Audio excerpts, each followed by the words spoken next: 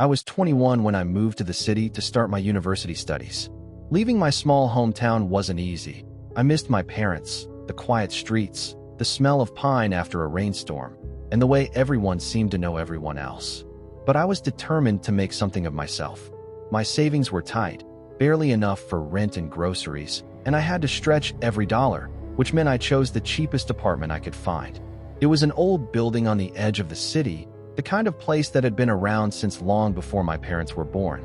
The paint was peeling, the hallways smelled faintly of mildew, and the floorboards creaked like they were whispering secrets.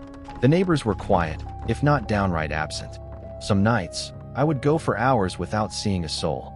At first, I liked the solitude. It gave me time to focus on my studies, to read late into the night, and to feel like I had a space of my own, away from the noise and chaos of my family home. But there was something about that building that didn't feel right. Maybe it was the way the shadows stretched across the walls at night, or the feeling that the hallway wasn't quite empty when I returned from class. I chalked it up to my imagination, to the stress of moving to a new city and living alone for the first time.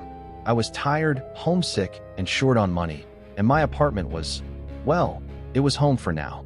I thought I could handle anything, that my logic and reasoning would shield me from fear. But that was before the noises started. It started a few nights after I moved in. I was sitting at my tiny desk, poring over textbooks, when I first heard it. At first, I thought it was just the old pipes settling, an occasional squeak, a creak, a groan. But then came the smell. At first, I froze, thinking maybe I had been careless with dinner or left something rotting in the trash. But no, my apartment was clean, pristine, nothing out of place. The smell lingered, thick and foul, and then I heard it, a low, unmistakable fart. Old pipes. The building settling? My stomach? I wasn't sure. I tried to convince myself to sleep, but the sound came again. Louder, closer. Over the next few nights, the noises got worse. Footsteps in empty rooms, doors clicking shut when I hadn't touched them, and the sound, that horrible, unmistakable sound, fart moving around my apartment as though following me. I couldn't tell anyone. People would laugh if I said my apartment was haunted by a farting ghost, but I couldn't ignore it. I began keeping a journal, noting the times, the locations, and the patterns.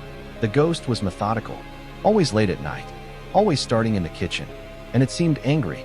One night, I finally saw it. I'd been lying in bed, trying not to breathe too loudly, when a chill rolled over me. My lamp flickered. The room went cold. And there, in the corner of the dark living room, a faint figure hovered. A human shape, translucent, barely more than a shadow, but unmistakable. And then the smell hit. Acrid, sharp, burning.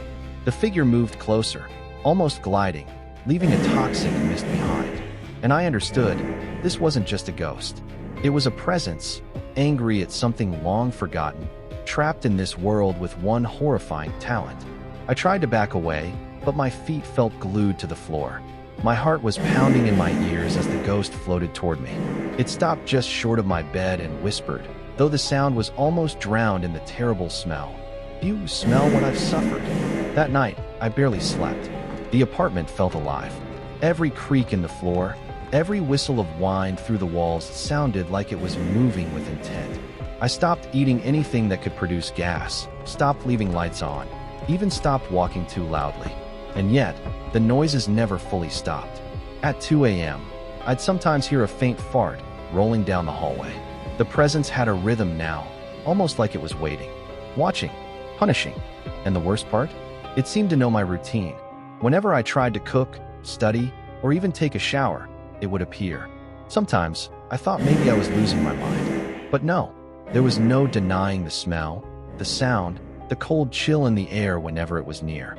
I had moved to the city for independence, for adventure, for education. But what I hadn't anticipated was a farting ghost that wanted me gone.